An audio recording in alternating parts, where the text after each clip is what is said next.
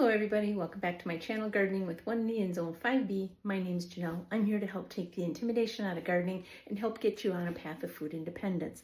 Earlier this summer, I did a little video about making dill pickles, and I said save your brine. And that's because I might have little canning projects here and there, and I don't want to whip up a big batch of brine every time, so I can use. I went outside and I got little dill pickles, and I've canned these before, just playing around with different spice combinations to see what I really like. I'll show you what spice. Today, all I'm gonna use is a head of dill, which is already washed up, a clove of garlic, and I cut it in half just because it was so big. I'm just gonna use one peppercorn, and I'm gonna play with fire. I'm gonna use some red pepper flakes and see how spicy. I'm gonna be cold packing, which means putting cold food into a cold jar, into cold water. I washed my jar up this morning during breakfast dishes. So all I'm going to do is put my dill in here. I'm going to put my pickles, which they're tiny, I know, but this is a good way, like I said, to experiment with different flavors. I'm going to add my garlic. I better just pour these in.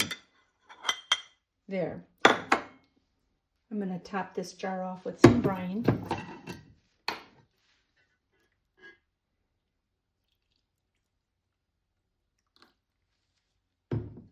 I left the jar on the plate because I was pretty sure I was going to spill. This is just a paper towel to wipe the edges. I put on my lid, my ring, finger tight. I know this might look a little primitive, but I have 3 small jar rings in the bottom of the kettle.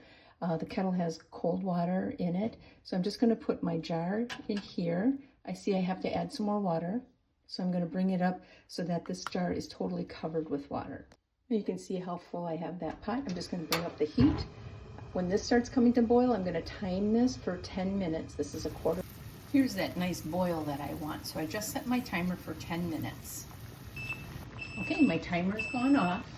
I'm just going to shut the heat off, and I'm going to let them sit in this kettle here for probably like another 5 or 10 minutes, just to kind of rest the glasswoods. All right, the jar's sat in here now for a good almost 10 minutes. So let's take a look. Pickles are all actually kind of floating. You can see the spices in there. So I'm just going to set this on the counter here, let it cool off, and then label it and store it. So there you have it. Another good reason why you should save your leftover brine, because you never know if you're going to have like any experimental type projects like this. I hope you found this video informative. Please like, follow, share, subscribe, tell all your friends. I'll see you in the next video. Have a great day. Bye.